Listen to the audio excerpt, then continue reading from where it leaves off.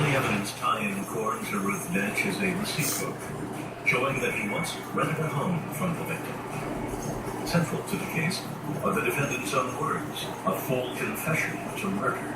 A three-judge panel finds it compelling. Again, Korn is found guilty. This time, he is sentenced to die. Tom Deaton worked the Dench murder from its outset and sheds no tears when the verdict is read. That's why they make penitentiaries, and that's why they make, at the time, that's why they made electric chairs, you know. But he's a very brutal individual.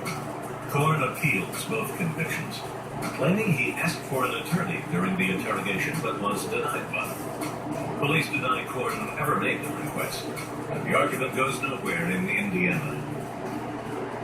Ohio, however, is a different story.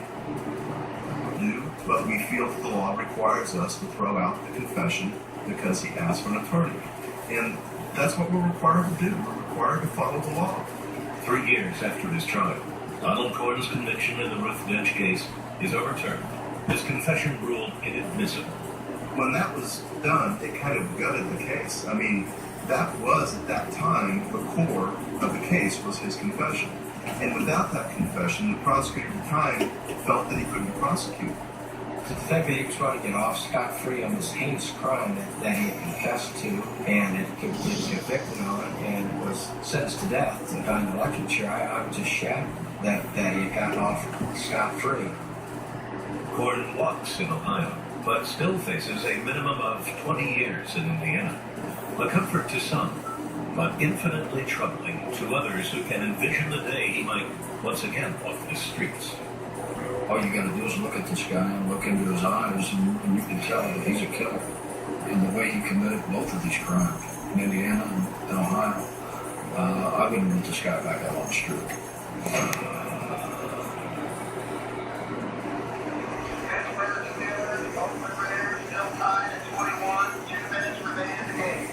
In January 2000, the name Donald Korn doesn't mean what it used to around Hamilton, Ohio.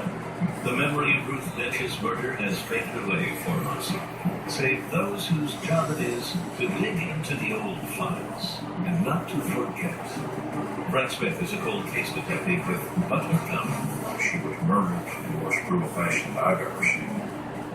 And that case right there deserves some answers that obviously have been provided for the family. This is what it should be. Smith knows who his killer is. The question is, how does he prove it? Smith digs through bags of old evidence and finds semen collected from the victim's body. When we opened the first packet up and we seen the slides, we knew that they were sealed. Basically, we knew that a very good chance of obtaining DNA because the evidence had been properly maintained over a period of almost 30 years.